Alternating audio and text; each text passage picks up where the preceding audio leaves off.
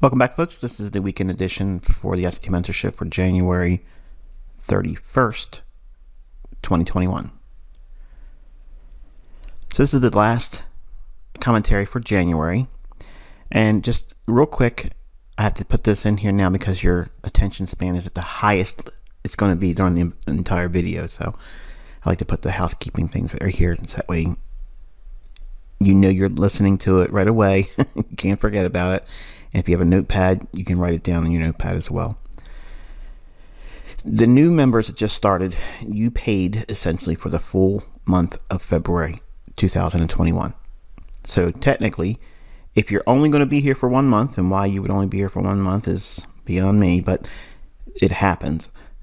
You will be able to stay until March 9th.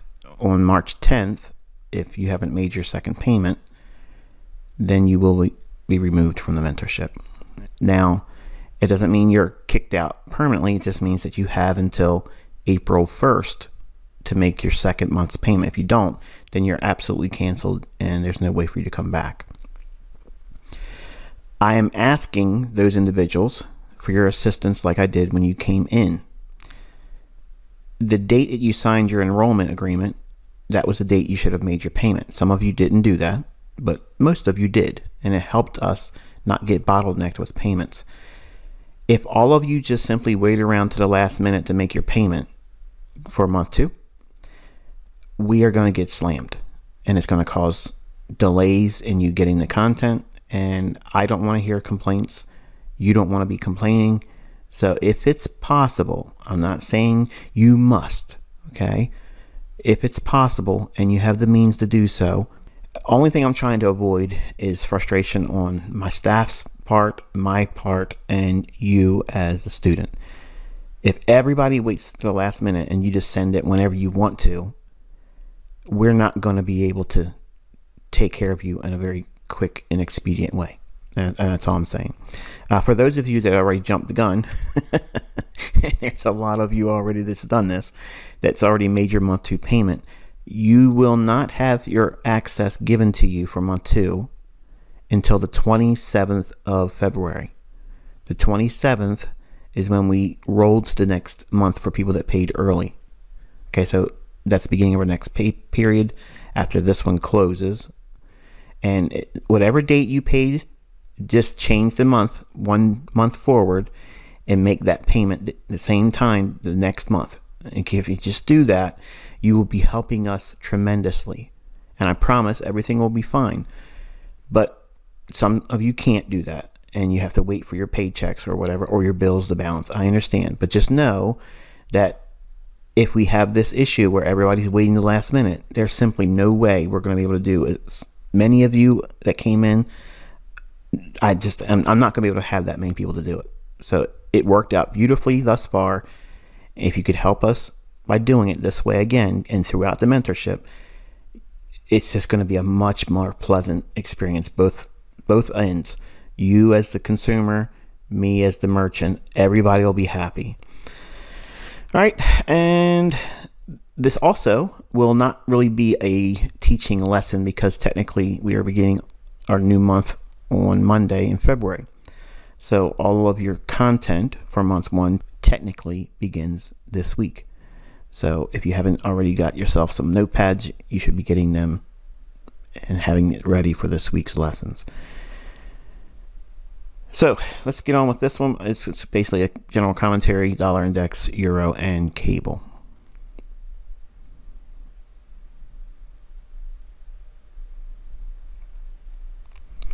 All right, so the economic calendar for the month start on Monday for February 1st. Medium impact final manufacturing PMI for cable, and 9:30 a.m. Canadian dollar medium impact manufacturing PMI. 10 a.m. high impact ISM manufacturing PMI, and 10:30 p.m. for Australian dollar high impact rate statement, and cash rate, medium impact. On Tuesday at 4:45 p.m. for New Zealand dollar, high impact employment change and unemployment rate. 8:30 p.m. Australian dollar, medium impact speaker. Wednesday, 4:30 a.m. cable, medium impact final service PMI. 8:15 a.m. medium impact for the US dollar, non-farm employment change, and 10 a.m. ISM services PMI. Thursday, this is the big one for the week, 7 a.m., which is New York session beginning. High impact for GBP or cable, asset purchase facility, Bank of England monetary policy report, asset purchase facility votes, official bank rate votes, monetary policy summary, and official bank rate. So lots of volatility Thursday morning. 8:30 a.m. on Thursday, medium impact unemployment claims. You'll see some flurry of activity around the 8:30 hour as well. 5:30 p.m. high impact Australian dollar speaker and medium impact monetary policy statement at 7:30 p.m. on Thursday for Australian. And finally on Friday, 8:30 a.m. Canadian dollar high impact employment change, unemployment rate, and high impact GBP speaker, high impact dollar hourly earnings, non-farm payroll, and unemployment rate. And that's our typical non-farm payroll Friday. And then 10 a.m. Canadian dollar medium impact for IBPMI. All right, so for those that are new here, and maybe you have not heard me discuss this in YouTube videos or in passing, this week, because we have non-farm payroll Friday, the way this works, and especially with the economic calendar for Thursday, really loads it up for standing on the sidelines. And I know some of you are probably hearing me say, we're waiting way too much, and it probably doesn't fit with what you were expecting. But you want to learn how to know when to hold your cards close to the vest, not trying to just go in and betting on everything. Non-farm payroll weeks, where we have what we see here on Friday's calendar, it has the US dollar non-farm employment change. That is a circus ride. It's hard to predict. I can do it sometimes, but most of the time I'm wrong. Okay, so if it was something I was more consistent with, I would trade that day, but I don't. And I teach my students not to do that as well. The way we use the economic calendar for this particular week, and it's typically the week that has the first Friday in it, and it'll be non-farm payroll. The Monday, Tuesday, and Wednesday of that week, we look for signals to test, trade, or practice in. We do not open new positions on Wednesday at New York Open. We can have positions open beyond that and manage them after taking partials into Thursday, but we're generally trying not to assume new positions after Wednesday, 7 a.m. Okay, so that's our typical procedure. That's the general rule of thumb when we have non-farm payroll market conditions. The purest price action is going to be seen on the beginning of the week, so Monday, Tuesday, and up to Wednesday's New York Open.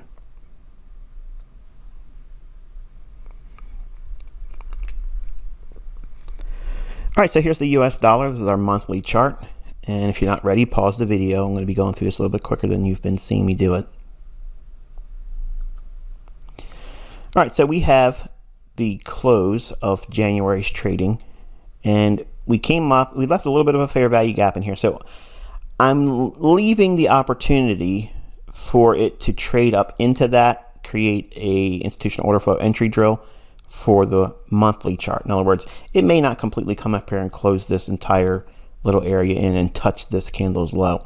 I got a question sent to me, and it was regarding fair value gaps, and the question was along the lines, why is the low of a fair value gap always a down close candle? It's not always a down close candle. Sometimes it can be an up close candle. What you're looking for is these little periods in price action where one candle has a range that is defined with the previous candle's low and the next candle's high, where it didn't trade up to this candle's body or wick or tail. In other words, one candle all by itself, it just has this little area right here. That is a fair value gap. It does not matter if the candle after it is up close or down close. That is not, has nothing to do with it. Okay, that has zero effect on the nature of what we're trying to highlight. Okay, so what I'm showing you is an imbalance of, in this case, it's sell side delivery, and it has a lack of buy side. So this candle here, you know, the last one here, that could be a down close candle too. But the fact that we have a up close candle, it's tried to make an attempt to go higher.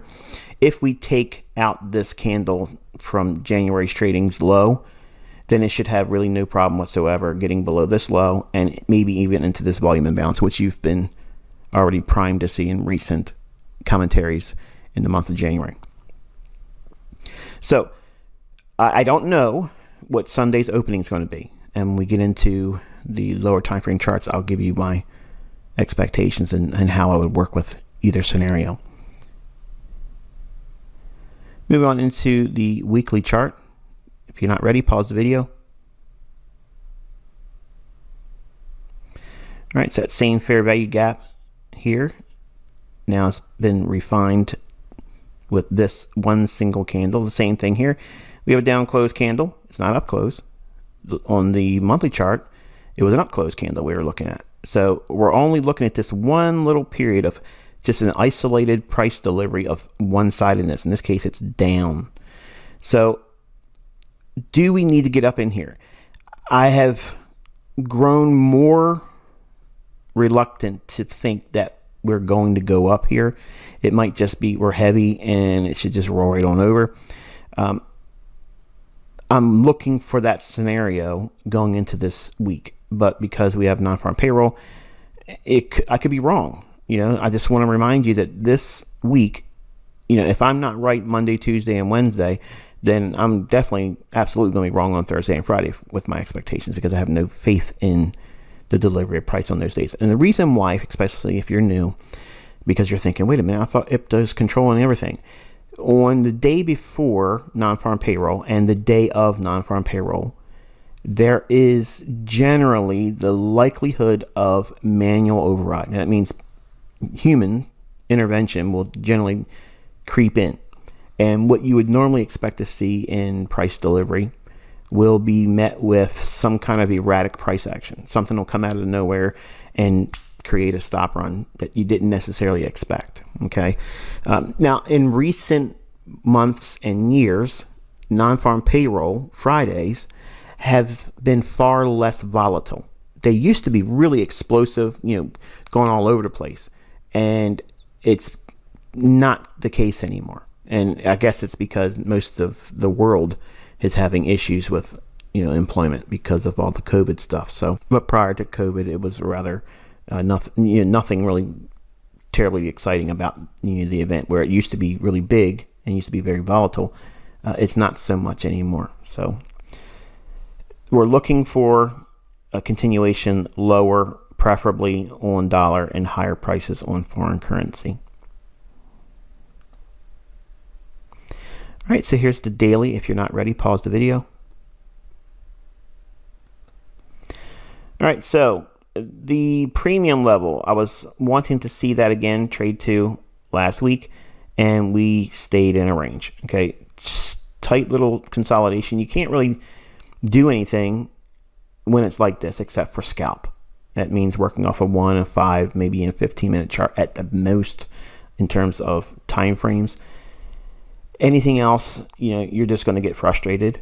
And this is the reason why I do a lot of my teachings with intraday charts, because you can still operate in this, but the majority of you that are more inclined to be a swing trader or position trader, you're going to struggle with this initially, but over time you'll see the benefits of learning intraday. Because if you just take the identification of what the time frame is off or out of the discussion and just study the price delivery, you're going to see it's the same thing that you see on a 1 minute chart that occurs on a 2 minute chart a 3-minute, a 5-minute, an 8-minute, whatever time frame you want to refer to, the same things are occurring on all time frames. That's the beauty of understanding how I teach price. You're reading institutional order flow. And the wonderful thing is, if you're looking for a model or a trade plan that specializes in trading setups that make 100 pips, okay, if that's like your niche, that's your go-to, that's your model, that's what you're trying to work and strive for, then you can trade with 1 hour and 4 hour setups, and you don't even need to worry about holding on to really long-term positions. Those time frames will allow you to excel in those types of setups. If you want to catch like 10, 15 pip trades, you can do 5-minute and 1-minute charts multiple times a day if you know what you're doing, and if it's really a nice environment to be trading in. Right now, it's not. It's just really, really tricky. It's not impossible. I'm not saying that I can't get in here and do it, or you can't do it. It just means that as a new trader, someone that's just came into the fold here, you would probably struggle or fail trying to do the things that you learn later on in this mentorship in this environment, only because you're impatient, you don't have the experience to guide you, and you're probably going to be influenced by the losses and the revenge, falling victim to revenge trading if you take a loss. So if we look at this daily chart here, I'm going to give you some ideas before we drop down into hourly chart. We've been consolidating. Nothing terribly exciting has happened. Throughout December, we had this rundown, and then January, we've consolidated. If we open higher, if we have a gap opening higher on Sunday, I'd like to see it trade down, fill in the gap, and try to make an attempt to rally. I personally would rather see it gap opening lower, trade up to fill the gap or make an attempt to do so, and then start to move lower. And then we would start looking for these ideas down in here as potential targets. What it does on Sunday, as I mentioned before, and I've said it throughout the mentorship in various places as well, but on my community tab on my YouTube channel, I mentioned two things I don't know. I don't know what the exact closing price is on Friday. I don't need to know it, and you don't need to know it either. I never know where Sunday's opening price is going to be. No one will ever know that. That's an uncertainty that will never, ever, ever. It's a mystery that will never be solved. And that's why you just simply have to wait and see and submit to whatever the price is going to do. The importance of Sunday's opening is, do we have a lot of excitement from Friday's close? So wherever Friday's close is and where we open up on Sunday, it kind of like sets the tone for the level of volatility. And because we have non-farm payroll week, there's typically a rush to find an opportunity early in the week, so that way everyone can square their positions on Wednesday and not worry about it on Thursday and not worry about it on Friday. So it allows for a longer weekend and a shorter work week. It also forces discipline, because if you cannot reasonably outline a setup on a Monday, Tuesday, then you have to say, I'll pass. I'll not do anything else the rest of the week. And it's hard for a new student to think that way, because they think, I have time, let me sit down and trade. Don't do that. You want to look at every single non-farm payroll week we encounter together as a mentor-student relationship. I want you to look at it the same way I'm teaching you here. And if you do this, I promise you, the things that you're afraid you're going to miss, you're going to look back and say, it's not even worth it. And you'll be able to focus your attention on more pure price swings that occur the week after non-farm payroll, in the midweek month of the month, and then going into the closing week of the month.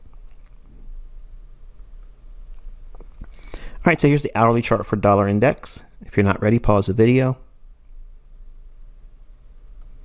All right, so we have a buy side liquidity pool resting up here, and the last up close candle prior to this run lower and fair value gap is your order block here. So it's a bearish order block, and this level here is the monthly fair value gap, the low end. Okay, so this is that low of the monthly fair value gap.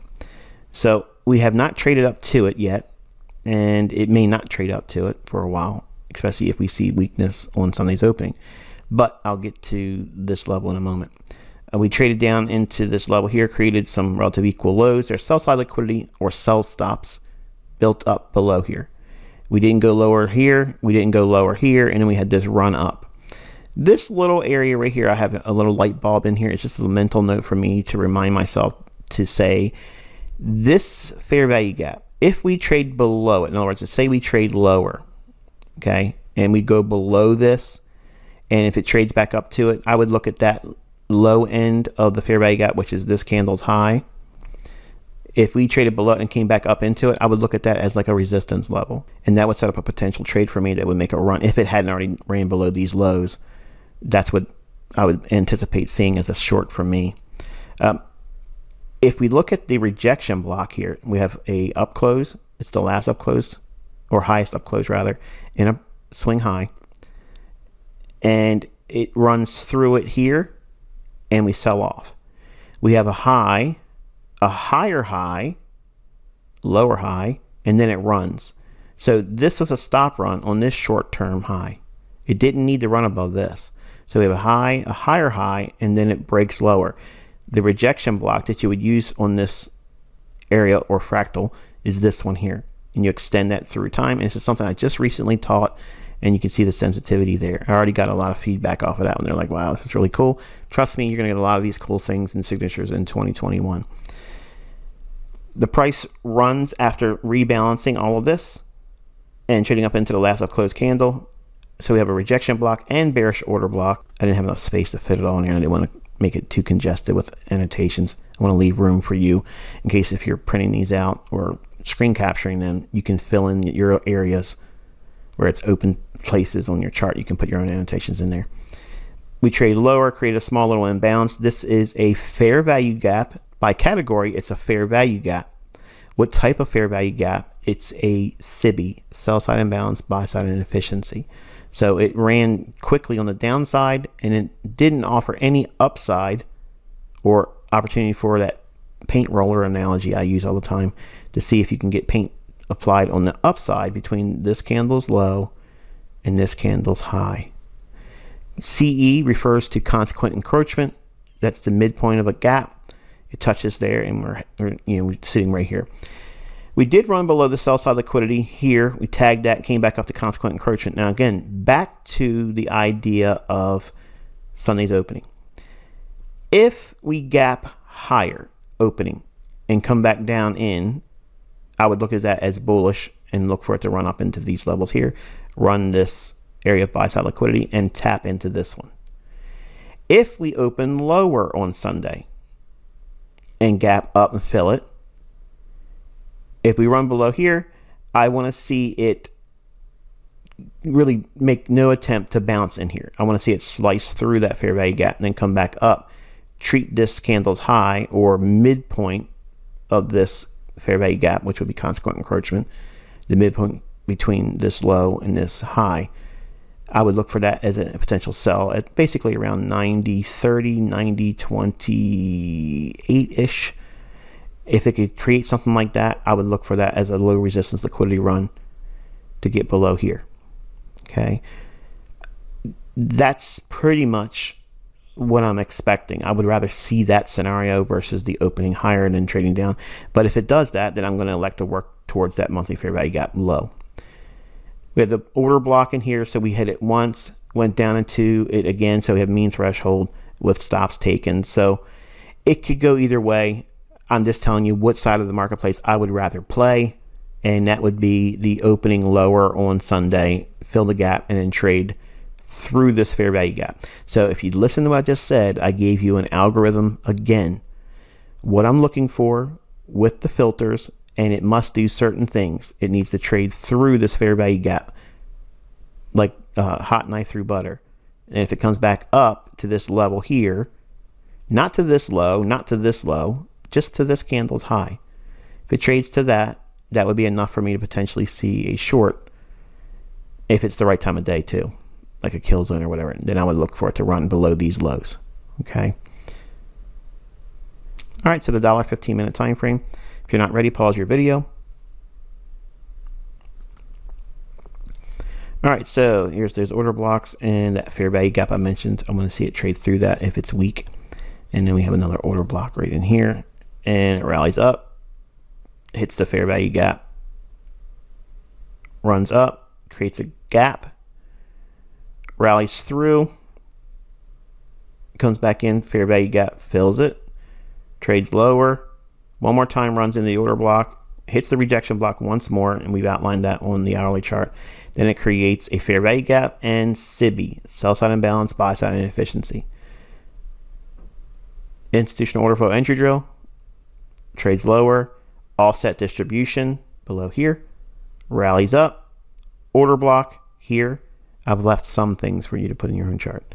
Another gap, rallies back up into bearish order block and the mean threshold of that bearish order block. And it is also a rejection block, which we mentioned on the hourly chart.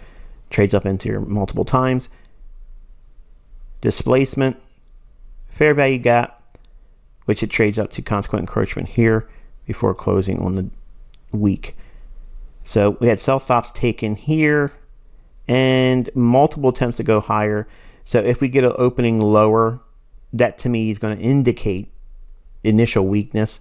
And I just outlined everything on the hourly chart that I'd like to see. But if it opens higher, all of the ideas about using this as a selling area change to I would just wait to see what happens on Monday's trading. And then I'll have to refer to this if that does in fact occur. In other words, so what I'm saying is if we gap up, fill the gap and start to rally, this isn't going to be that much of an interest for me, at least for Monday and maybe into Tuesday, but we'll have to see what we do on Monday.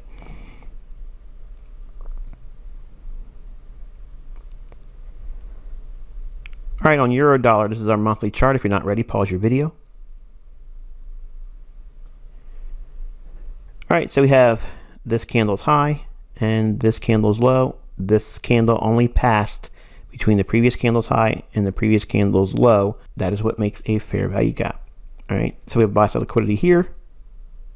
And we already mentioned the institutional order flow in previous discussions. So what am I anticipating here? I don't trust this pair. I feel like they want to keep sending it higher. So therefore, I am coupling that with the likelihood that we see a weaker dollar. Okay. We may not see the weaker dollar materialize until non-farm payroll. Okay. So again, it's one of those things you have to endure, wait for opportunities post non-farm payroll, but you can take some scalps and such ahead of non-farm payroll Friday.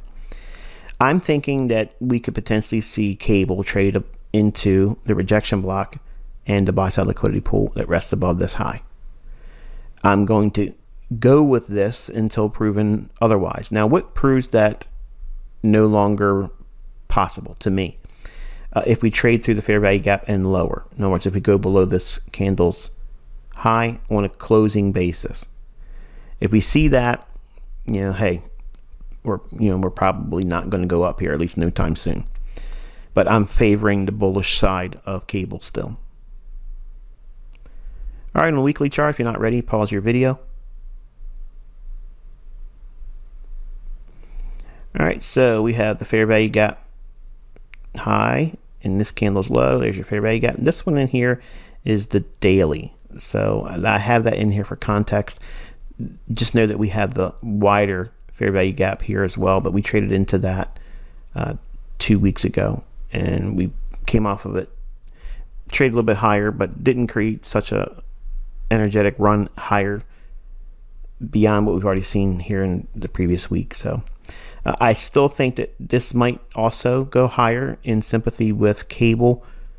And these candles, even though they're weekly candles, they're really kind of small. So we're expecting some range expansion. Depending on what direction we're looking for, I'm telling you I would rather see higher prices. I would rather see it go higher. A lot of people are trying to call the top on euro. A lot of people are trying to call the top on cable.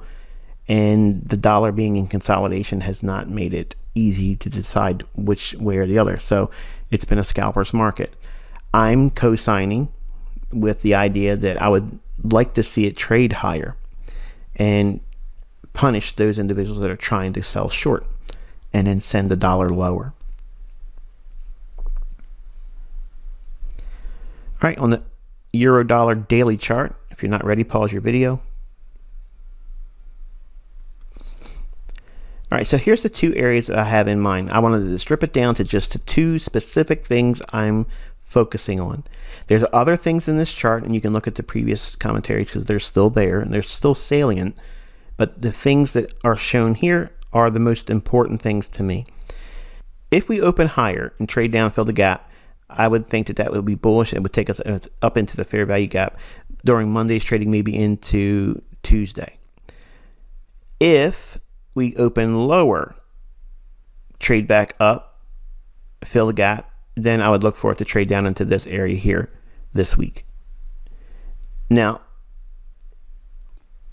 because of the volatility that could be seen this week, I don't really expect this much volatility, but both of these fair value gaps could potentially be traded to inside this week. So one or the other could be traded to.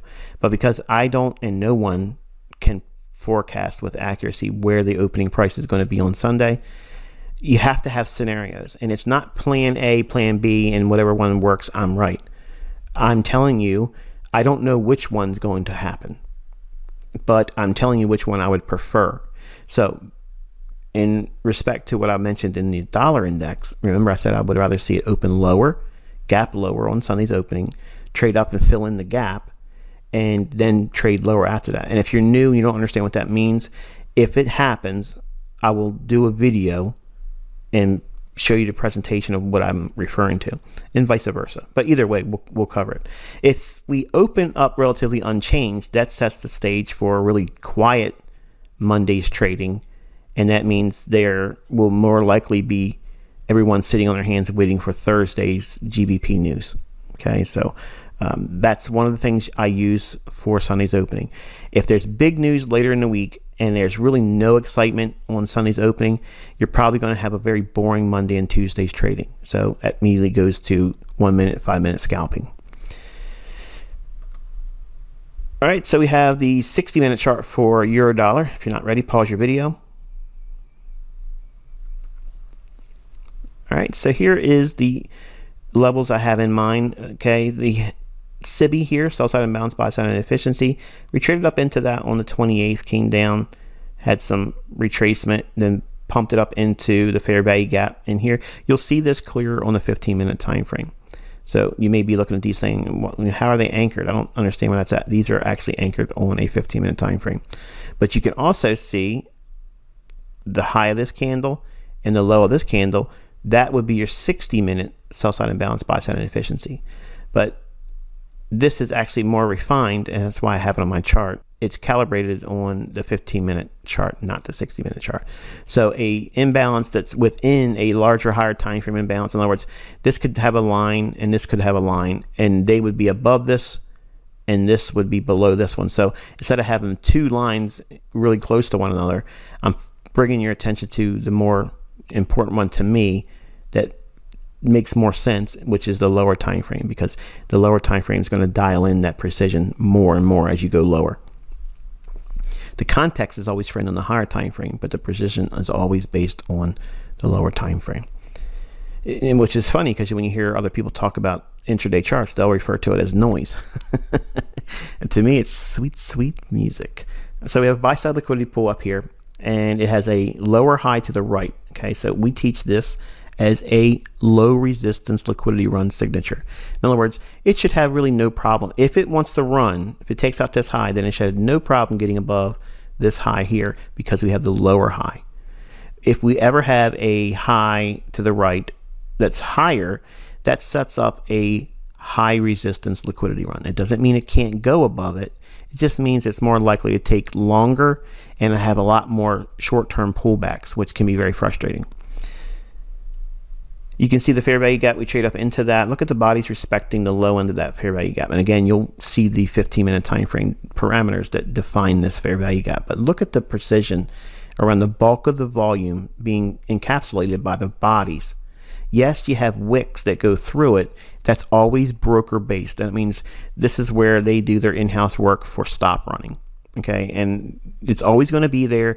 Don't get mad. Don't be complaining, because that's what you signed up for when you opened up your account. You just don't realize it because you never read everything.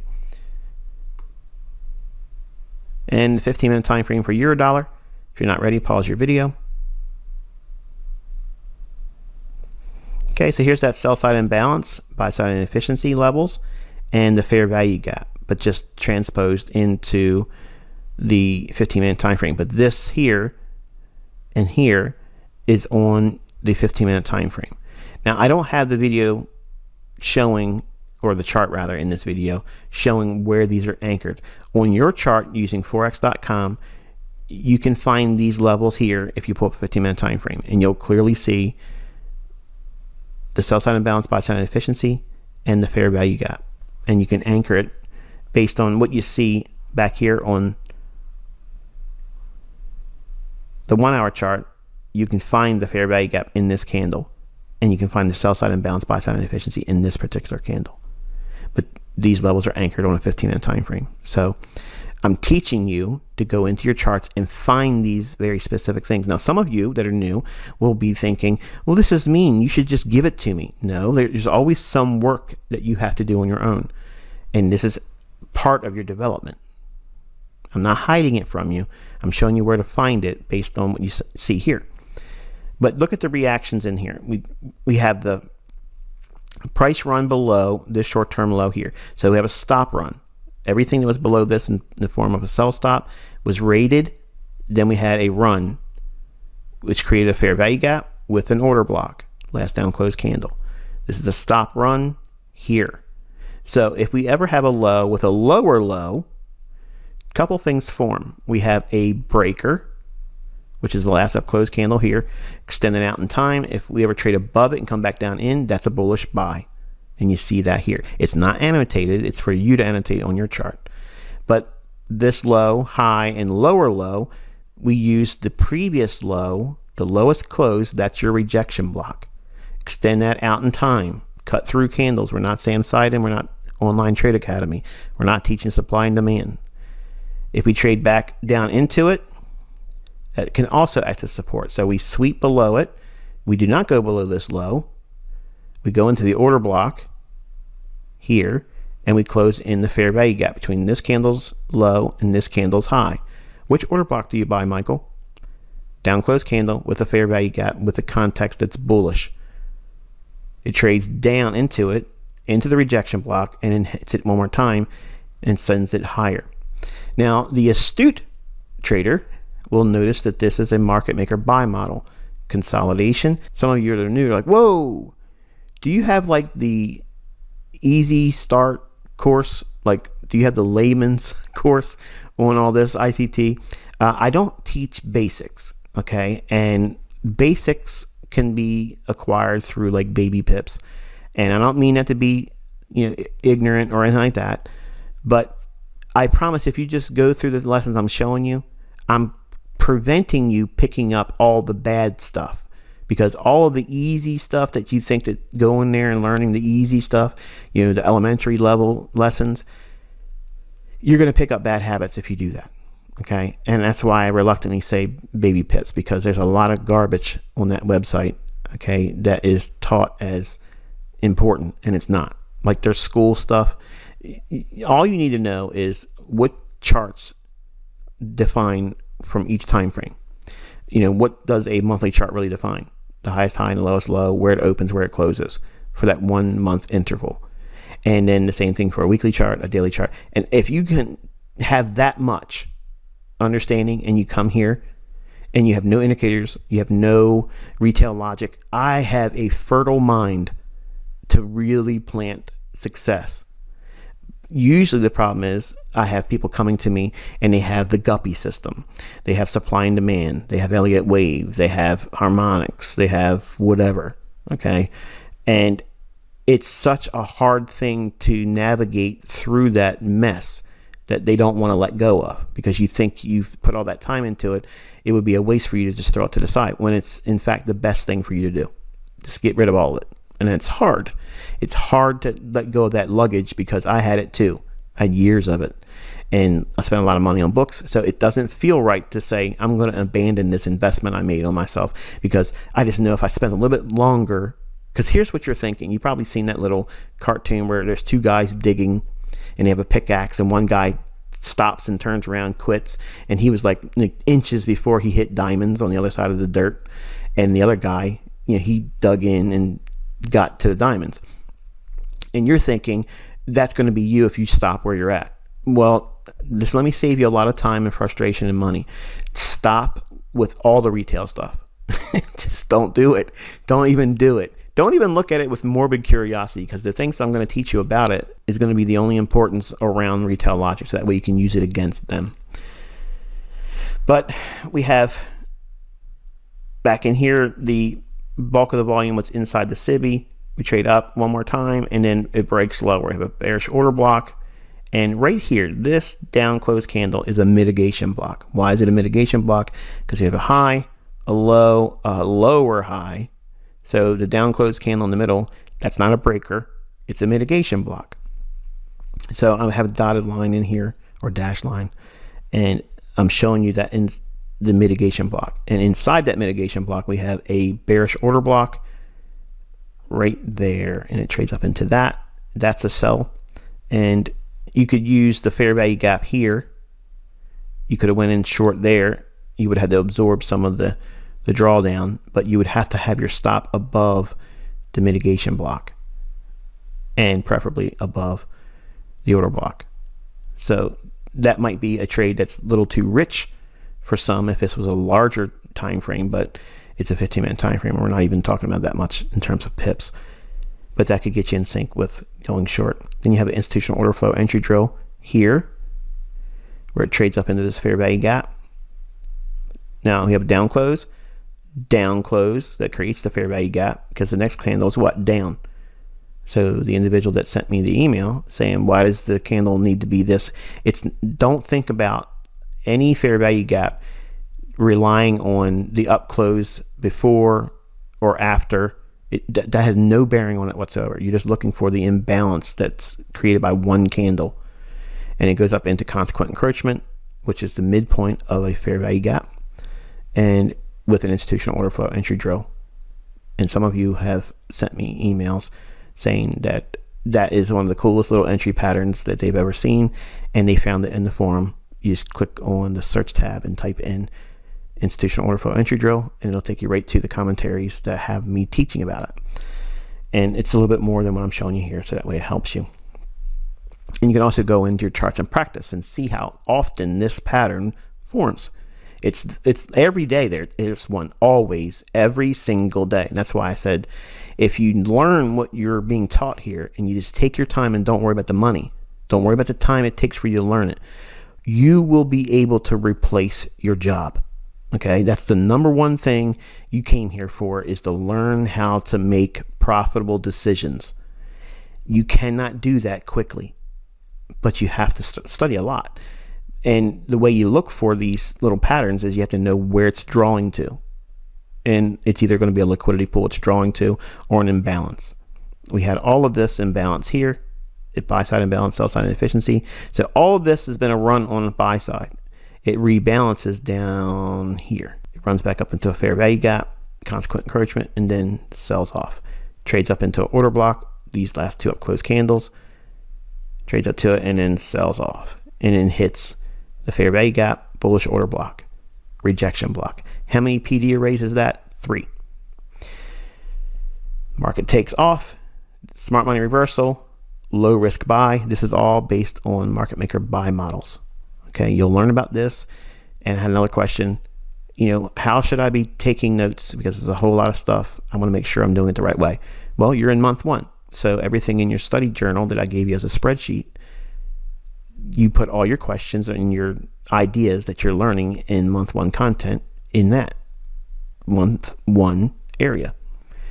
And as you go through, you're going to start seeing questions pop up that have to do with entry patterns, or the pattern recognition ideas, or what sets the stage for a trade to be bullish or bearish, and these things, because you're learning new lessons in the future, it would be foolish for me to kind of like draw on things that would just be more enticement for you to have more questions come up when you already have a lot of them coming up now.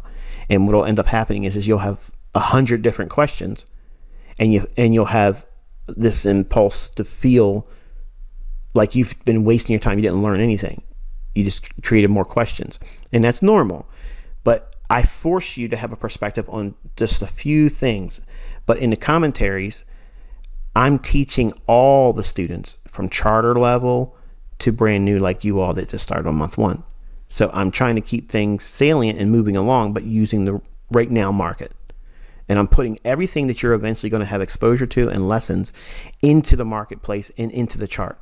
So that way you're learning by pseudo experience. I'm lending you my experience, and then we watch what price does after the fact.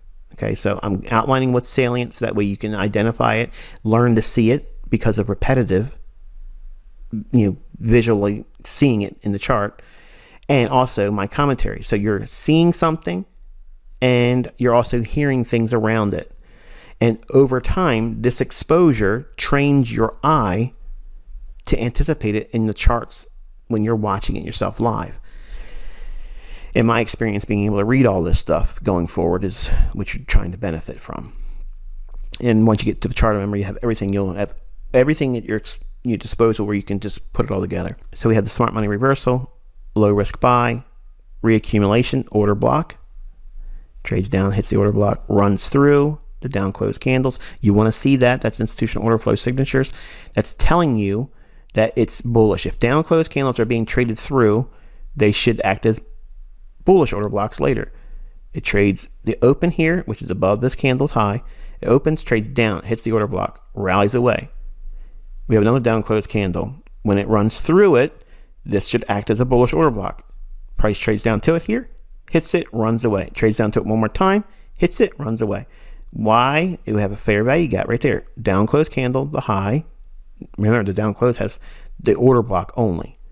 Then this one single candle here runs higher, and the next candle's low there. So your framework for the fair value gap is defined by this candle's low, this candle's high.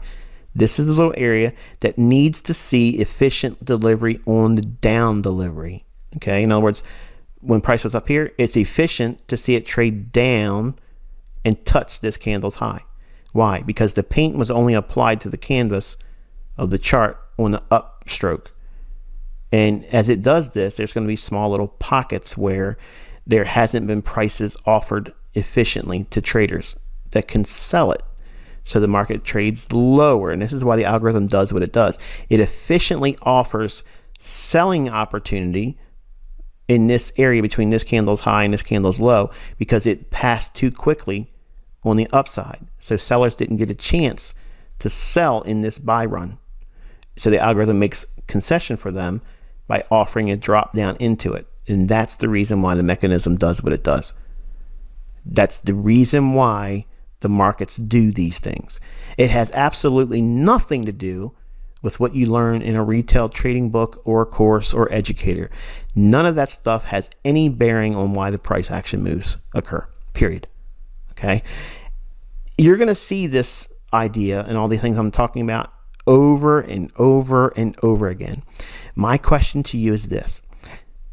Find this in Wyckoff because it doesn't exist. It does not exist. If this stuff was anything other than what I just said it was and what I've been saying for years, it's algorithmically driven. None of this stuff is random. If it was random, then it wouldn't happen so frequently and so precise. But because it does, why is there an argument? There's still people in my mentorship that come in with the expectation they're going to prove by learning a little bit more from me that there really isn't an algorithm, and I'm going to tell you the secret. No, it's algorithm. It's all it is. Okay? I know how to read it. I know what it's trying to do. There's sometimes I don't know what it's doing, and I'm smart enough to say, I'm going to hurt myself if I try to do something right now. And I'm hoping that you learn from that from me. Because if you don't, you're going to learn the hard way, and it might be a lesson that you can't come back from. And that's what I'm trying to hopefully help you avoid. So we have the fair value gap. It runs up, hits the fair value gap that was outlined on the hourly chart. Remember, there was two fair value gaps, the sell side imbalance and this fair value gap here. It trades up into it here. The bodies shoot over a little bit. It's not a big deal.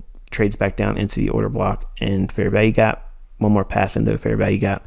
So this is a volatility run here. You can look at this on a 1 minute chart, and that's pretty interesting also. You can see a nice little study in that for people that are more versed in my stuff. Obviously, as a month one student, you're probably gonna look at that 1 minute chart and really not see much at all, but for charter members, that's like a playground in here. And we consolidated going into the close on Friday. Relative equal highs was the target on this run from the rejection block, order block, and fair value gap combo, and it also clears the market maker buy model. All right, euro dollar on the 5 minute chart. This is what you're supposed to be doing every single day. You should be dressing your charts up and studying what you think you see and then testing it with the ideas and things I show in my chart. So if you're not ready, pause your video. All right, so we have the London Open kill zone. The market trades down. I know some of you are pondering, why don't you have the Asian range on your charts, Michael? Why don't you have central bank dealers range on your chart, Michael? Because I already have a lot going on, and I'm probably destroying the new students that aren't very versed in my stuff, and this probably feels like it's way too advanced. Keep listening, keep taking notes, and you're going to hear these things repeat. I'm not throwing 50,000 new things at you. I'm teaching the things that you're going to learn in the core content lessons each month. But because I'm conditioning you to see them, I'm literally taking your attention to them in the chart. Whereas otherwise, just by you watching the lessons, you're still not going to have the ability to go into the charts and find most of that. So this is the reason why mentorship is these commentaries. With me pointing them out, showing you where it's relevant in the chart and how to use it going forward, that is the thing that is mentorship. It's not those static lessons. Those static lessons are useless in the hands of people that are not being mentored. They're just like anything else that I could demonstrate. It's like magic tricks. Okay, I could show you all kinds of really cool card manipulations. I know them. I can do them. And just showing you the trick is like, whatever. But taking you behind the illusion and the sleight of hand and teaching you how it's done, then it's much more meaningful to you, because then it's something you can replicate in your own hands. Just saying, oh yeah, I know how that trick works, that's pretty much what most people do. They think, I'm not a real big card trick fan. I know how that trick's done. But can you perform it? No, I don't care. I just know how it works. To me, that's boring. I'm not impressed by someone that says, I know how that's done. In trading, just because you think you know how it's done doesn't put money in your bank account. You want to understand how to do it. But there is no shortcut to getting to know how these things are done unless you spend time over the shoulder of somebody that knows how to do it. And I'm giving you the best way of doing it without physically giving you trades, because you will not learn anything except for dependency on me giving you trades. That's not what this is. And that's why you signed the agreement, knowing that it's not trade signals. I'm teaching you how to find it by exposure over and over and over again. So with all that said, London Open kill zone, we will see charts with Asian range and central bank dealers range. I'll do all those things. But in the beginning, you need to see these patterns, these things that I'm showing you right here, because this is the majority of what it takes for you to understand all that other stuff being the standard deviations and the precision elements that go along with intraday trading. That's what you want right now. You want the precision entry, the precision exits. Make me money. That's what you want. Okay. But I'm telling you how to get to that level. And you need to see these things happening. What is it you're supposed to be seeing by doing this, by the way? By having your charts annotated with the kill zones, it teaches you there's specific turning points intraday that take place. And then there's price runs that occur from those kill zones. A kill zone is a specific time of day, like 2 a.m. to 5 a.m. New York time, 7 a.m. to New York time, 10 a.m. to noon New York time. So you can see there's a turning point here. It runs. It creates an optimal trade entry here. Comes back a little bit deeper, but this to to New York is still an optimal trade entry as well. And price runs through into the SIBI. And it hits this high prior to 2 o'clock in the afternoon. It creates the high here during the London close. So what am I showing you here? Everything that you learn in core content in those specific lessons, I'm showing you how it unfolds in the chart. Low of the day in London, high of the day in London close, continuation pattern in New York. This is a model. If you anticipate this and finding this once a week, you never need to do anything else. I'll teach you lots of other things, but if you can see this pattern here as your model, you don't learn anything else except for just making this one better. You will be financially independent. If you can control yourself and control your money management and not overtrade, this pattern right here is it. That's all you need. And you only need to find one of them a week. Now, what does that look like? Well, you can wait for London to form and sleep all through the night and wake up around 6:30 in the morning, New York time, and be in front of your charts until around 9 o'clock in the morning. Your setup's going to form prior to 9 o'clock. If you don't have your setup by 9 o'clock and you miss it, then you look for institutional order flow entry drill because you probably missed the initial run and you have to catch something in here on, maybe a 1 minute chart or something like that. If you see the pattern here over time, now again, you're going to learn lots of patterns and ideas how the algorithm operates. But this is one that's just really easy. It's generic. And this is actually what's taught on my YouTube channel. But just seeing a video or a series that talks about something and not pulling it out in price action week after week after week and explaining things on top of it, and also building in the narrative that I share with the audience here with what I think the market's going to do, it helps you trust what you're studying because you're tapping into my experience. And by looking at the charts with that perspective, it just feels much more confident and it makes it more interesting. And then when you start seeing price runs like this, it's hard not to smile and think, man, where am I going to be at 2 years from now? Where am I going to be at 5 years from now? And that's what I meant today on my YouTube channel when I was typing my typical Saturday entry on Community tab, is that you as a student here have made it your decision to pursue success. And part of that is finding the thing that you do very well and easy. And that's going to be a discovery for each of you. I don't take you and press you into this is how you trade. This is the only way you need to trade, because you're going to see patterns in here that make a lot more sense to you because you've been exposed to modular concepts. And by default, you will gravitate to the things that make sense to you because your eye, your understanding about price, and your personality is going to gravitate towards a specific framework in what you see in price. And it's this crazy thing that everybody that comes to me struggles with. How can we all have something different if we're learning the same things?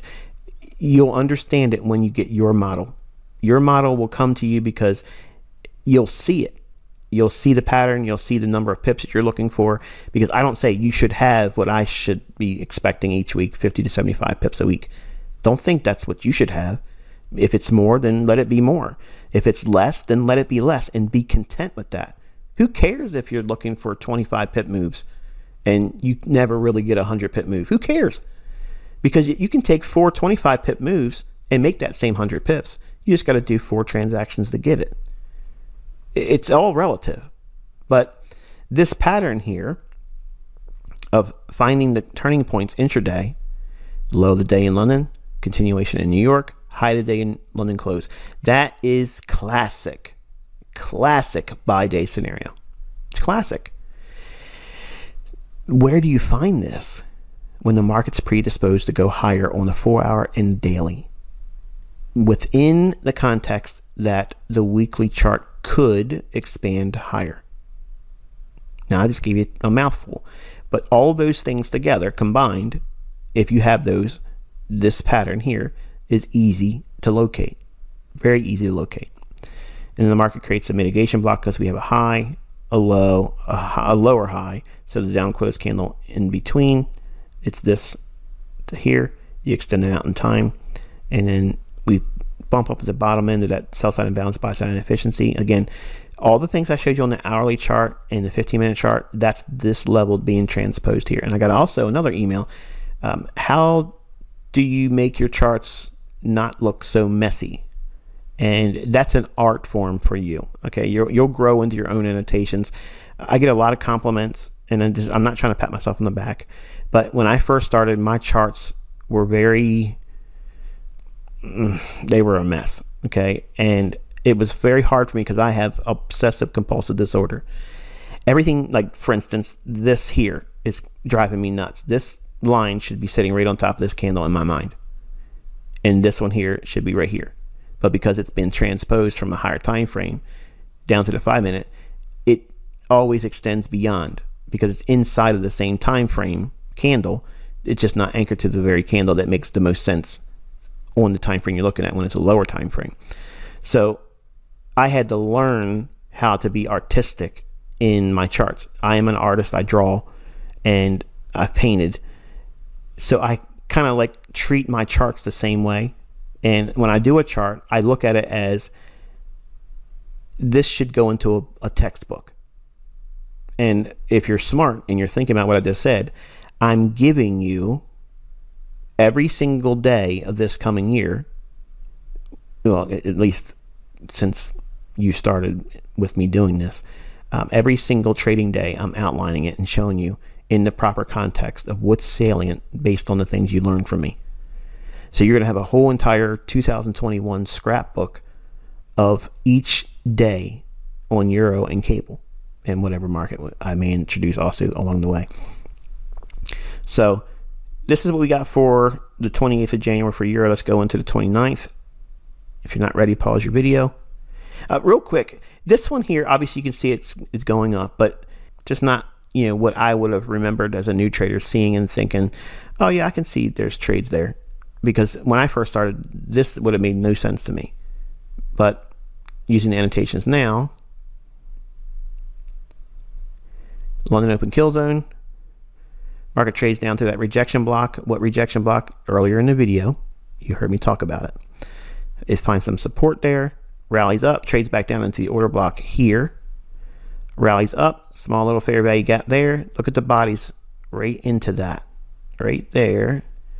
Fills it in right there. Yes, we have a tail. Yes, we have another tail, but it's the bulk of the volume inside the bodies of the candle. That's what I'm focusing on. I'm not worried about the wicks because my stop loss is always outside of the realm of within its reach or a broker's spread. I'm not trying to trade with the myth of 2-pip stop losses because they don't exist. Okay.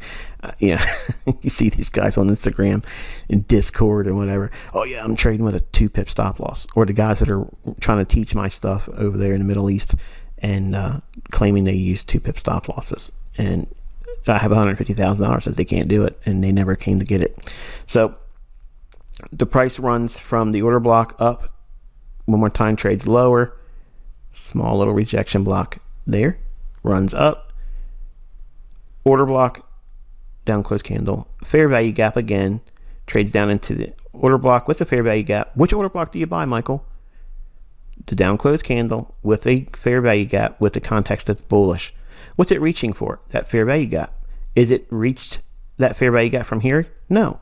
We have potential for this order block to be touched and trade up to the low under the fair value gap. Not consequent encroachment, not the high end, just reach and touch that level there. So what's the framework that your eye should be training to find a repeating phenomenon in by seeing this example? Well, you have a fair value gap with an order block. It's running up. This is also not during the easiest time to trade. This is when the real setup forms in London. Here, we're between New York Open and London. But if you see this formation, there's nothing wrong with taking that as a trade. Because this is a institutional order flow entry drill on this candle, or trading down to the fair value gap closure, or consequent encroachment, which is the midpoint of the gap. And again, I know this sounds like mumbo jumbo, But I promise you, the folks that have been here for a while, they're smiling listening to me say this because they know what I'm talking about, because they had to go through what you're going through right now. Months and weeks and days of all this stuff that doesn't seem like it makes any sense hearing it the first few times. And probably the whole month of February, you'll still probably feel a little bit confused about what I'm saying. But I'll keep putting you in front of the chart and pointing to things, and you're going to say, oh, I see that. And by repetition, showing you the blank chart and then putting my annotations over top of it, you're learning. Just like a hunter takes his son out to the woods and says, look at the ground, and you tell me what that is right there. And it's a deer track or it's a bear track. What makes it a deer track? What makes it a bear track? What makes it a dog print? The way it's shaped and how it leaves its markings. You have to have someone that can see it and show you how to find it in the wild. When this chart is empty like this, that's the wilderness. You know, find the footprints. Find the footprints of smart money. That's what I'm showing you here. It's relative to time and price. Now, back to this example right here. When we trade down into this fair value gap here, it creates another run, which creates another fair value gap here, and consecutive down close candles, which is a bullish order block as well. This small little imbalance needs to be rebalanced with what? A down move in between this candle's low and this candle's high. So we have a fair value gap in here. Order block is being identified here for the purposes of this annotation, which is fair value gap and bullish order block. So it's the order block that's being anchored, but the fair value gap would be this candle's high, this candle's low. Which order block do you buy, Michael? The order block that's down closed with a fair value gap with a context that's bullish. In here, buying this, you're at the beginning of the New York kill zone. Yes, this is a good one. Do you have range between where you're trying to buy and where you think it's going to go? Well, you think it's going to go up to this fair value gap. What's the easiest low-hanging fruit target? The low end of the fair value gap, this line. So buying here to here, it's about 20 pips or more.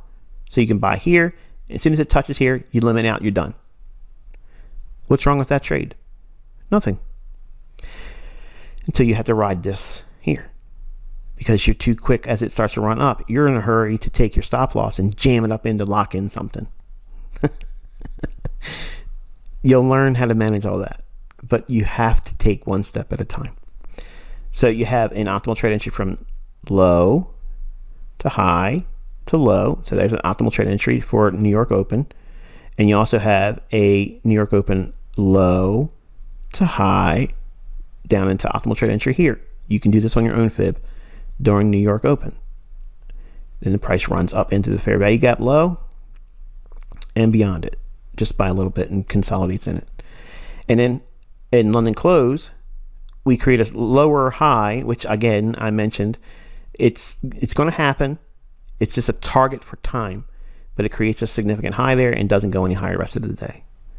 So we were a little bit early on the high forming of the day on Euro on the 29th.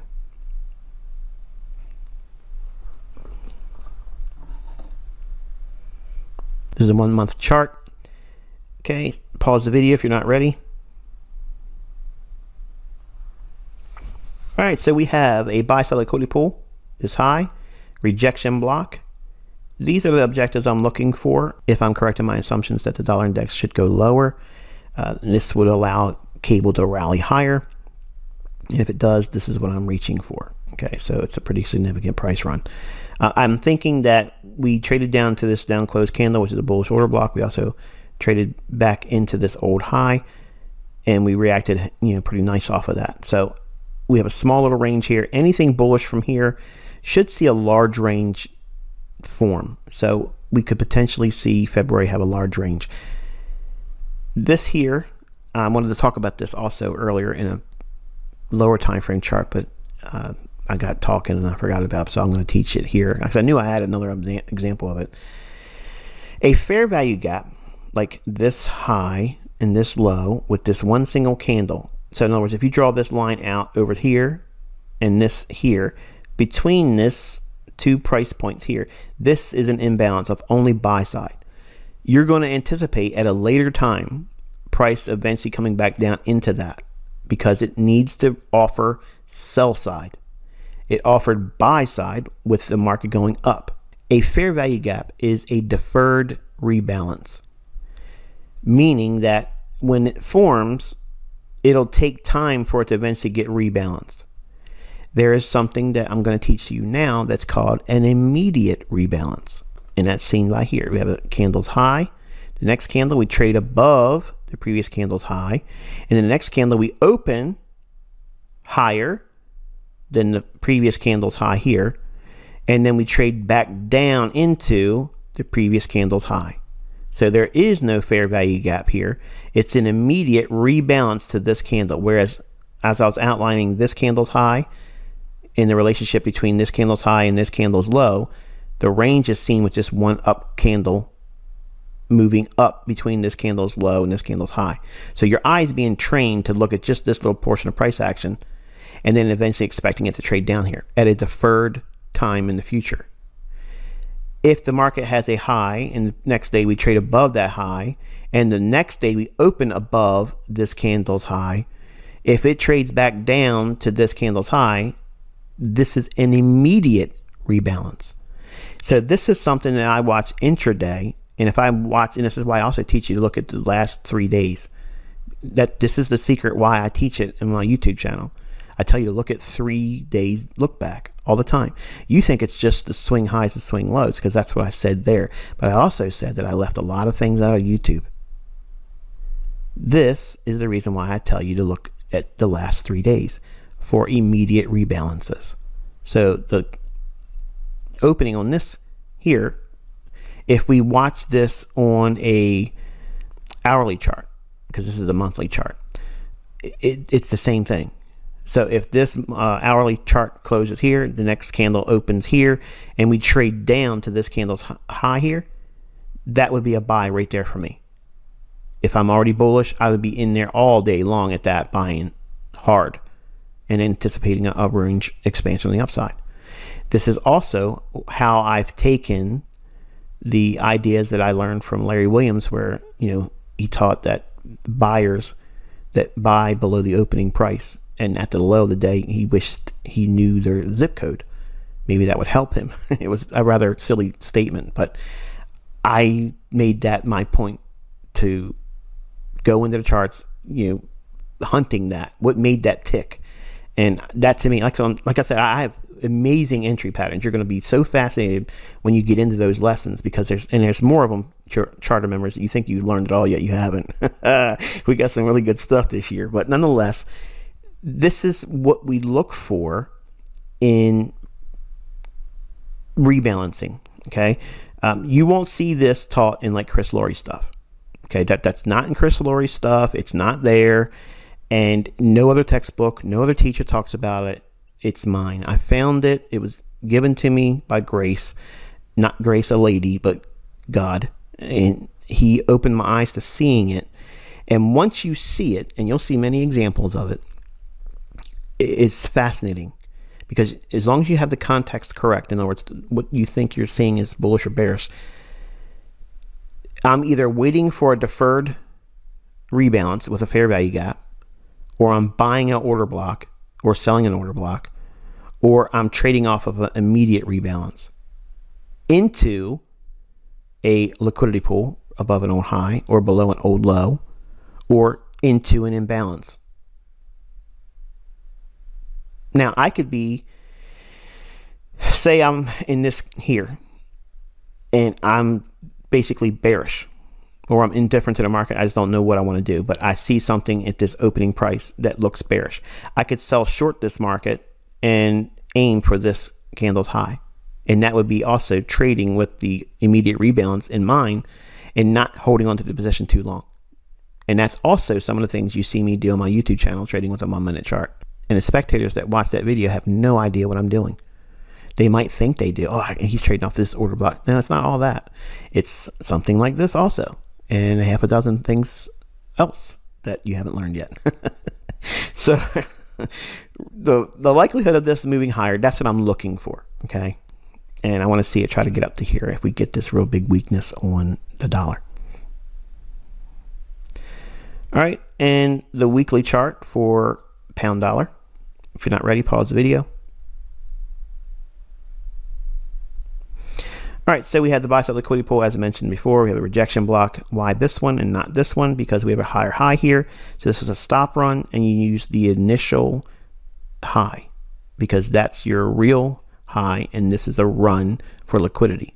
So this is the one they priced in. This is the one they take the traders out of, so they can't participate in the context that was formed on the initial high. So the up close in that swing high, extend that out in time. That's your rejection block. I think it's going to trade there if we continue higher and lower in the dollar. We have a breaker here, okay? I mentioned that I would show you the breaker level that was being shown in my previous discussions over the last 4 videos. I've talked about the breaker level on cable. It's this here. Now, why is this down close a breaker? Well, like I showed you in regards to a mitigation block, mitigation would have a high, a low, and a lower high. We don't have that here. We have the high, the low, and the higher high. So that makes the down close candle that's lowest in between those two highs a breaker. And we've been banging on that here a few times. Now, the fact that we have not shown any real sensitivity and hard sell-off from there leads me to believe that we're probably going to press up higher. And it might do so with a big candle. So I've been kind of like anticipating this thing, trying to do something more grandiose on the upside, you know, more energetic to the upside, and just really upset the people that want to sell short. Even I did last week. I was giving you an idea that maybe it could trade below that potential fake trend line I was showing on the chart. I've already told you I don't want to touch this pair, but you know, gun to my head, I think that this is possibly going to drive up into the order block here. These last two up close candles prior to this run lower. That's the order block, this low, extending out in time. That's what the negative OB stands for. Negative OB is a bearish order block. If it had a little plus symbol in front of it, it would be bullish order block, like it is here. Okay. And I think that's going to be all that's necessary on this time frame. Let's drop down to the daily. You can see it's pretty ugly. If you're not ready, pause your video. All right, so here's that bearish order block, and we're at that breaker. It's just hanging around in here. I would have rather it tried to go lower and knock out those stops I was showing you with that trend line idea, and it didn't come to fruition.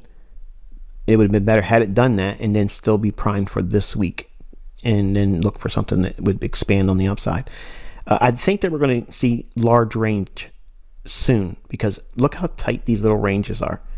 You know how we went from small ranges to big ranges, small ranges, big ranges, small ranges, big ranges, small ranges, big ranges. We've been in here with small ranges for a while, and it hasn't been trying to drop. So what mode of punishment would be best in a sense of trading against a fund level trader? What would they be wanting to do in here? Well, they want to see some kind of a sell-off. So if they're trying to sell short, how do you punish them? Keep driving it higher. So there's all kinds of issues going on with pound. It's the Brexit still. It's the lockdowns. It's, you know, its own form of enduring the COVID nonsense. So all the things that's being pressured on the UK, they're all factors, and Brexit is still there also, which is also another reason why I've been reluctant to trade cable, because I don't understand Brexit. Okay, and I don't know why I get emails from people in the mentorship that will say this is something that they can't understand, why I wouldn't know more about. I don't know, and I don't understand how anybody could say they would expect reasonably how to see what price would do with Brexit factored in, because you don't know what the central banks are going to do. You have no idea what they're going to do. Just because Brexit really unfolds and, you know, it separates itself from the Eurozone entirely, you know, okay, great. But what does that mean, and how does the central banks reprice currencies based on that? You don't know that. No one knows that. And that uncertainty creates a great deal of confusion And you can see it in the price action. I mean, look at it. It's like a heart attack in here. Yes, it's going higher, and I've been calling it higher since back here. But the point is what risk are you incurring by trading? A lot. Because I think this is going to have a swan event in it. I just think it will. And I know as soon as I put live money in it, it's going to be that day. We've been waiting for you, Michael. Come on in.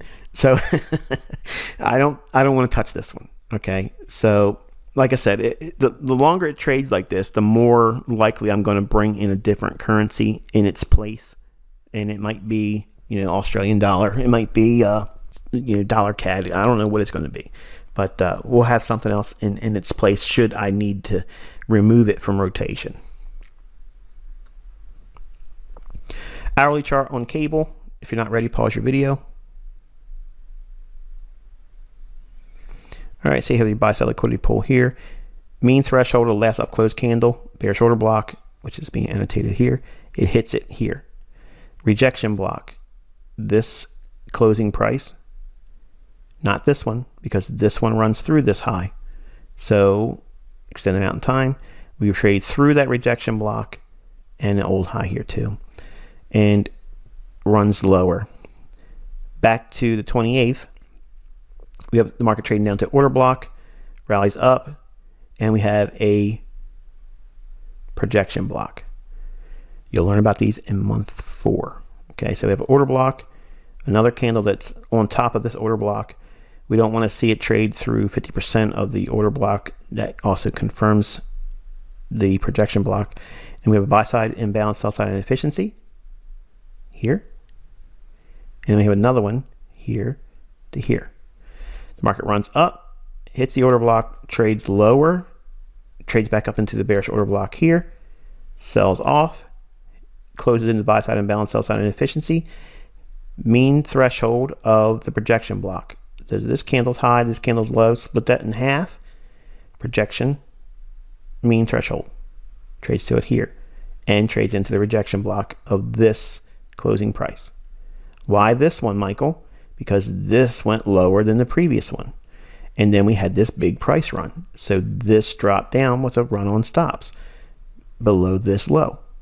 So the lowest down close, that price is your rejection block. So we have convergence of mean threshold on the projection block, rejection block, order block, all in here. So price runs up one more time and trades up into the mean threshold of this bearish order block there. Sells off and closes in the buy side imbalance here. It works, again, the breaker level. And that breaker level I showed you on the daily chart. So you can see all of the work in that breaker. It hasn't collapsed yet. And this is way too many times for me to be seeing a trade back into a breaker and not go down significantly. It just feels like, okay, it goes up here, it starts to break down. Okay, start selling short. Boom, they knock them out. Okay, starts dropping down. Okay, now it's really time to start selling it. And they sell it, and then boom, they knock them out one more time. Okay, now it's starting to drop one more time. Now it's definitely time to go lower. And then they're really going to ram it higher. That's how I would do it if I was making the market for cable. It just looks like, they have all these reasons in here to see resistance. I just see a reason to go up here and run it another 200 points. And that's what I would do. All right, so 15-minute time frame on cable. If you're not ready, pause the video.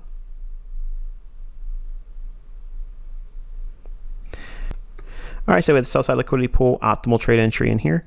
Runs up, creates a buy side imbalance here. That projection block, the levels have been transposed into the 15-minute time frame.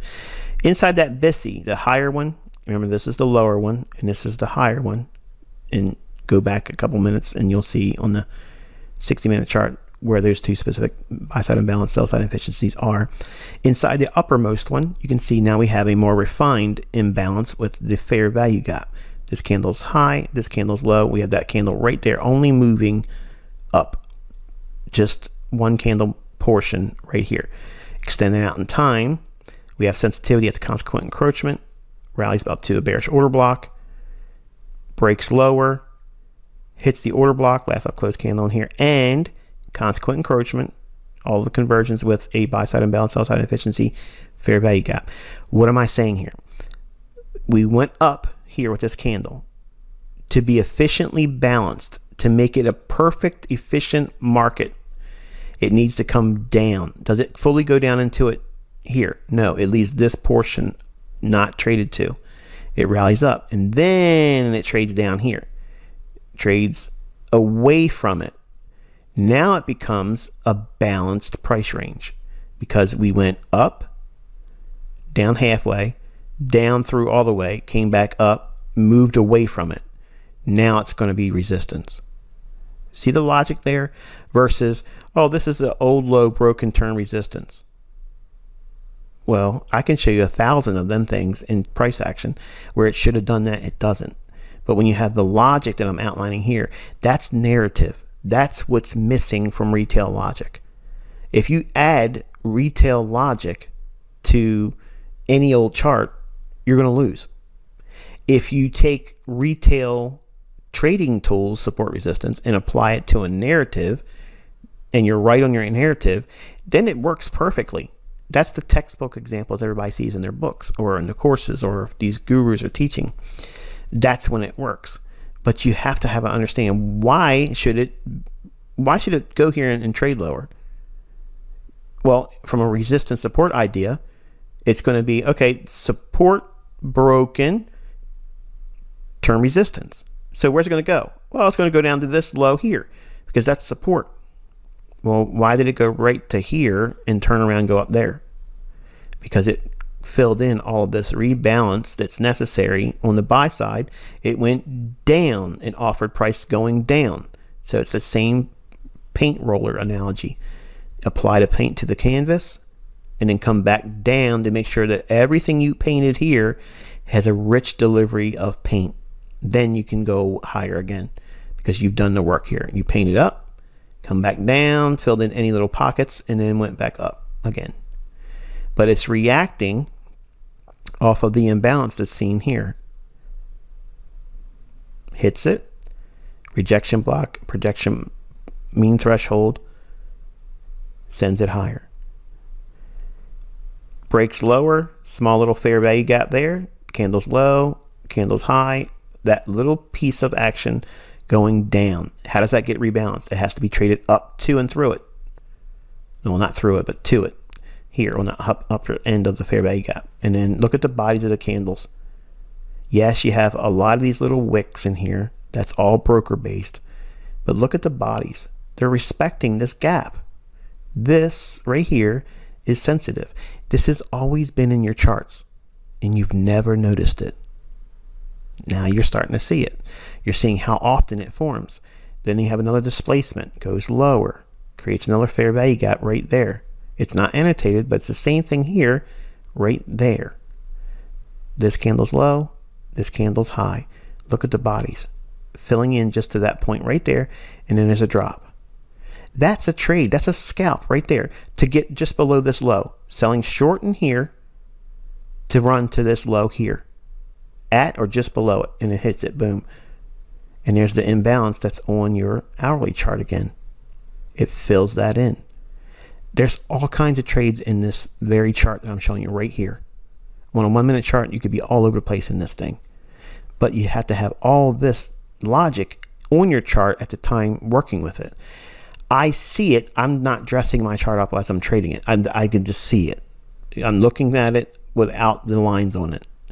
You, while you're developing, you want to have as much lipstick on your chart to see this thing over and over and over again that forms, and your pattern that you fall in love with, that your eye goes right to, that makes the most sense.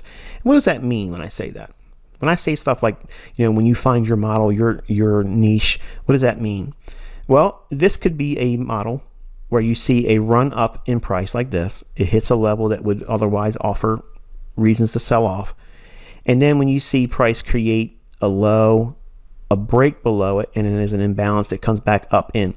Remember when I was talking about the dollar index, and I said if we gap lower, trade down into the fair value gap that was at the time in discussion, and if it trades back up to the bottom end of that fair value gap, I would treat that as a sell. Remember me saying that?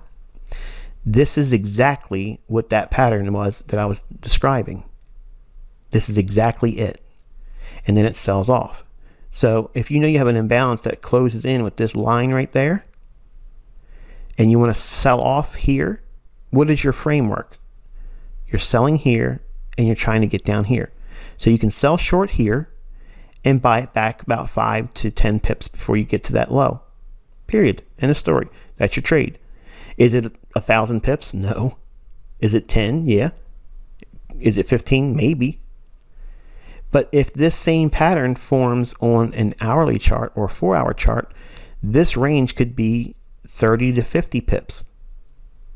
You see how you can scale this?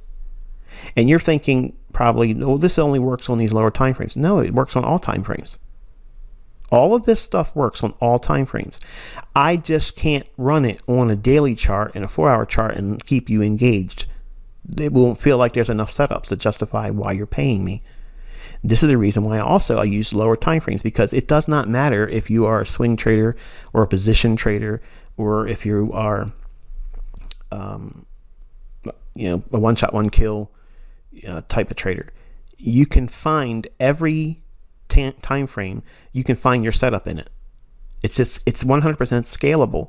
You can frame it to whatever size trade you want to make, because these things occur on all time frames, because it's algorithmic.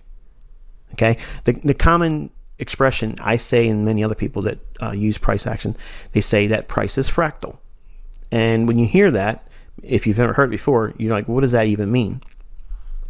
What I've been explaining to you for the last 4 to 5 minutes, all of this movement here and how I've outlined everything and shown you all the lipstick on this chart.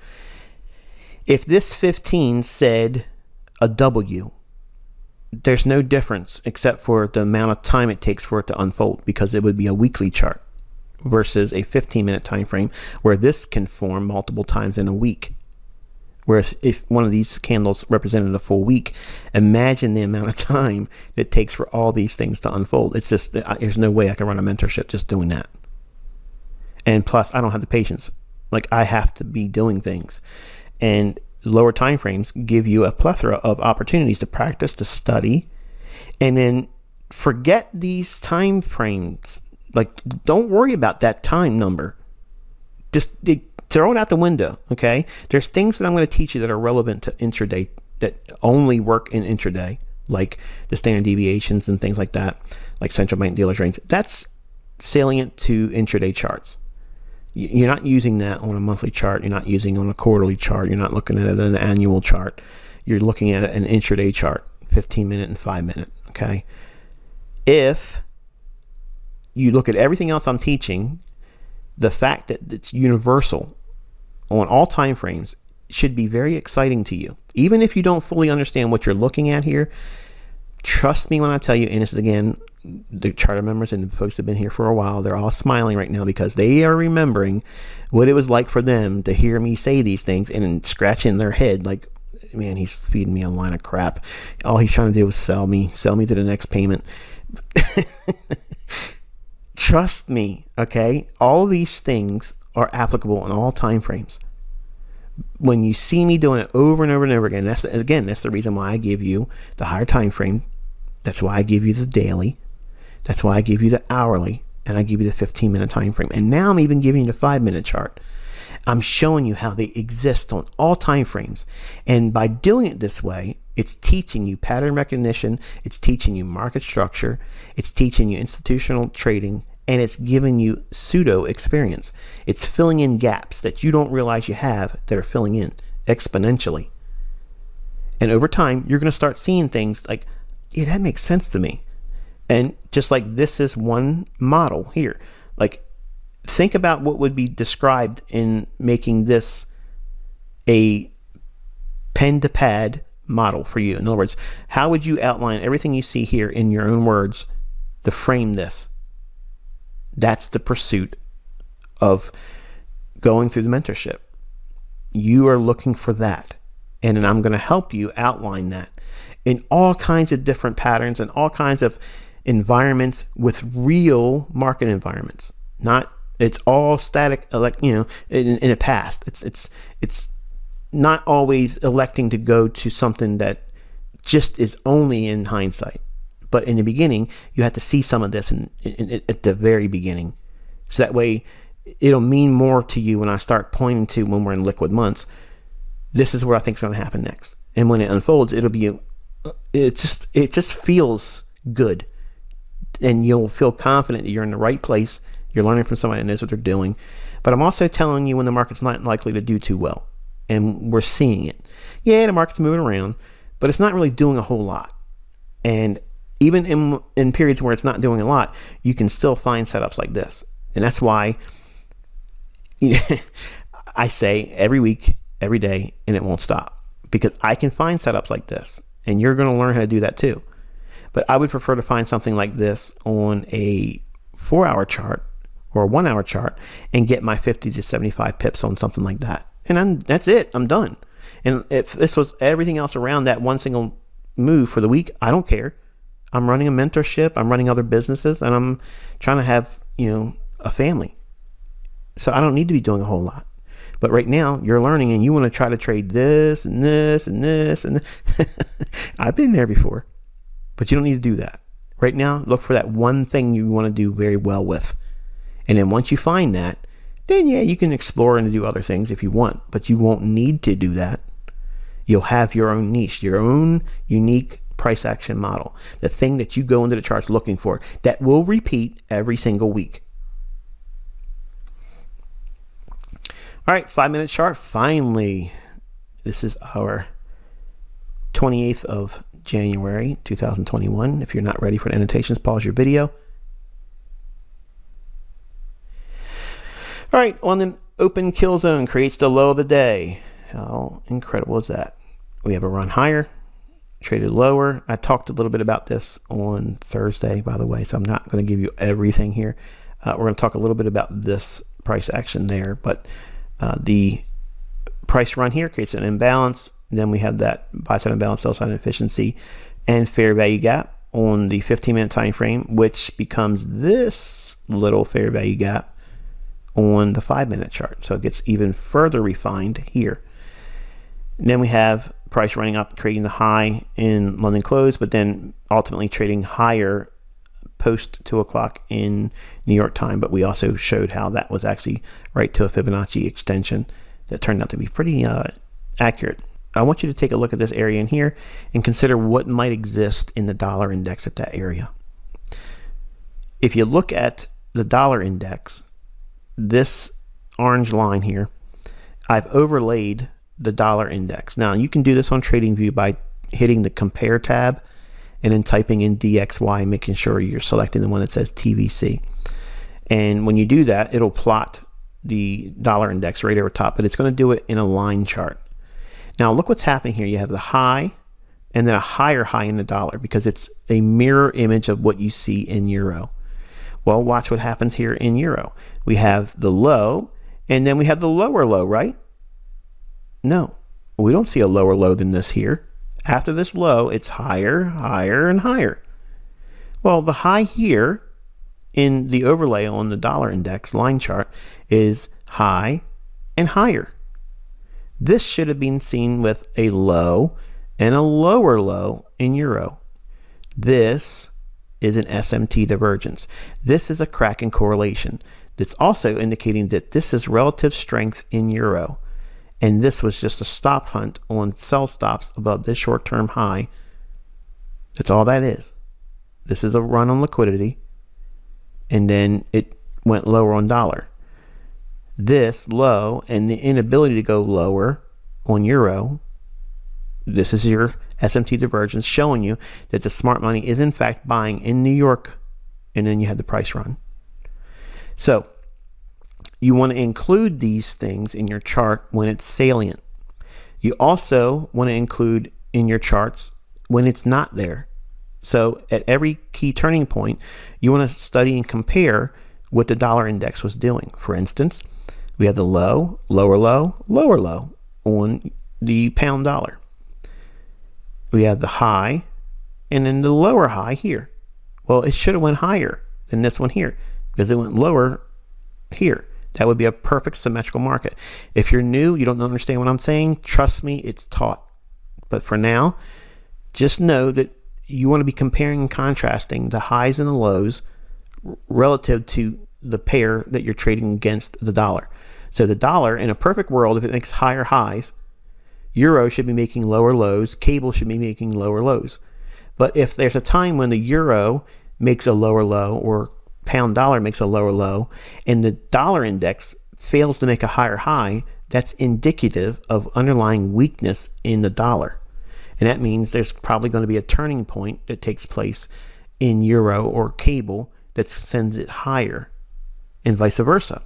If there's a time when the euro dollar is going higher and has a higher high, but the dollar index fails to make a lower low, the same thing is being said there, that you have underlying weakness in euro, even though it makes a higher high, and underlying strength in dollar because it fails to make a lower low when euro made the higher high.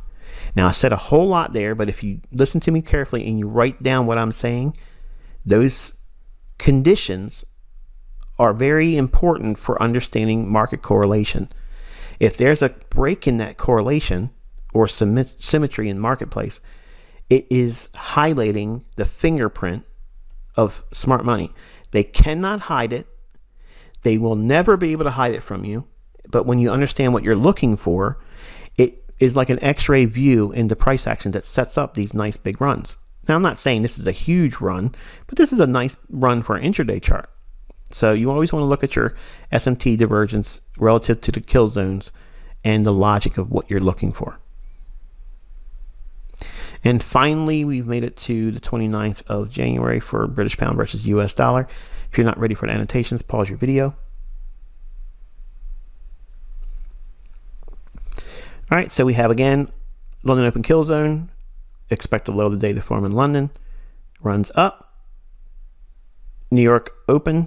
We have a low, high, low. Institutional order flow entry drill. Rallies up into premium level. The high of the day forms just short of London close kill zone. Market trades lower, back into small little fair value gap that's not annotated here, and then consolidates back into the fair value gap again that's not being shown here, but is seen on the 15-minute time frame. And this goes ugly, but fills in entirely the buy side imbalance that's shown on a 15-minute chart. So I'd like to see it open higher, trade lower, and then make a run to go up into those objectives I've outlined when we were discussing the hourly and daily chart on British pound. That's what I'd like to see. But one of the things I mentioned in the last recording, and you'll hear me also if you go through all the previous commentaries and all the other lessons, the thing that I don't like about my own trading, and I'm saying this honestly, not to be critical of myself or teach you to be critical of yourself, but I'm being honest and I'm showing you my humanity here again, that I'm not happy with my exits because I'm trying to define the perfect exit strategy where I have a perfect entry. Well, I have a collection of perfect entry techniques. I'm not fearful of entering. It's one of my strongest points. My weaknesses are my exits. And you can see how the high of this particular day formed earlier than London close. I have studied, I've tried to work out why it does it ahead of the London close. And sometimes I think I've hit pay dirt, okay, or struck oil or found diamonds. And then I'd go forward with the ideas that I think I've unearthed and it doesn't hold up. So you're going to have to grow content with sometimes it not getting right to the London close kill zone and creating the high of the day when you're bullish. And that's why you have to take these PD arrays and take out your profits logically. That's why I'm not 100%. That's why I'm not always out at the exact highs or at the exact lows. I have trained myself to be willing to be out at a logical level and just know that I'm human and I'm not going to get every piece of the pie. So by seeing me do this with you also, it'll also condition you to just accept imperfection. If you are slightly off of imperfection, how can you complain? You're almost there, right? So contrast that with retail. They're hardly ever getting it right. And the books, they look good on paper. They look great in theory. But why is it that no one's making money with it consistently? Yes, I know you know somebody knows money. They do this, they do that, they make money. Okay, big deal. Okay, everybody has a track record for a short period of time where they're lucky. And I got lucky for 9 months back in the 90s, and that was not skill. So if I would have looked at these types of things here, it would have conditioned me more realistically to anticipate not being perfect, but not also requiring perfection to do very, very well. I promised you that I would show you the Fibonacci settings on my trading view, and that's what I'm showing you here. So if you copy everything in your Fibonacci retracement tool, everything you see here, obviously the colors, you can do whatever you want with colors. I don't really care about the colors, but you can add more. Like you can, down here you can put in -4.0 or -4, and then -4.5, and then you can do -5, and then -5.5, and then -6, and then -6.5, and it would just give you more targets, for these bigger runs. And we are not seeing right now because the markets are really quiet. And I think that's going to be it. I gave you a whole lot here, folks, and I'm going to try to streamline this, and I'm going to be doing daily 5-minute uploads. Okay, so in other words, the charts I'm showing you here, that takes a little bit more time. I'm not going to be including them in the midweek and weekend edition because it's adding more time to the video than I really want it to be. So we're just going to do very, very short, like 5 minutes or less daily uploads. So it'll be a way for you to look over your shoulder, test yourself for the daily ranges. I'll try to have them up around 2:30 to 3 o'clock if it's all possible. Certainly be before 4 o'clock my local time. And it'll be very short, less than 5 minutes. Test yourself. This is what it is. And then I show you the annotations like this. And you'll see daily conditioning and daily repetitive pattern recognition training that trains your eye to see these things over and over and over again. And I promise, if you do a month to 2 months of doing this, you're going to start seeing it repeating. But just looking at it a few times and thinking, man, this is too advanced for me. Because I got a couple of people saying, I watched some of these videos and they seem really advanced. Do you have like a beginner's course? This is the beginner's course. Okay, it gets more difficult in the future, but it won't be something you won't be able to do. In other words, you'll be able to get through it, but you're gonna have to put some work into it. And I'm here to hold your hand. I'm gonna get you through it, but you have to do these things, and it's uncomfortable. It's like working out. Nobody really wants to do it, but everybody wants that really nice beach body. You gotta work at it. And I'm doing all the legwork for you. All you have to do is study what I'm showing you and try to mimic what you think you see in the charts before you see mine. That's all you're doing. And over time, you'll see how it gets better for you to see it. You're not going to see everything. It's not going to be exactly like my chart. If it starts becoming like that, then you're really developing, and that's good. But just understand, most of you won't be like that. So if you aren't doing it, you're not abnormal. It's not that you are slower than everybody else, and it doesn't mean that I'm not teaching you right or correctly. It just means that you needed more time, and that's fine. You have the entire year that we're going to endure doing this. Just submit to it, okay? If you do it, you will start seeing it before it happens, okay? So enjoy your weekend. I'll touch base with you Monday after 2 o'clock or whatever. I'll sit down and do the video, and I'll update it, and I'll let you know on the community tab that it's been posted. Until then, be safe.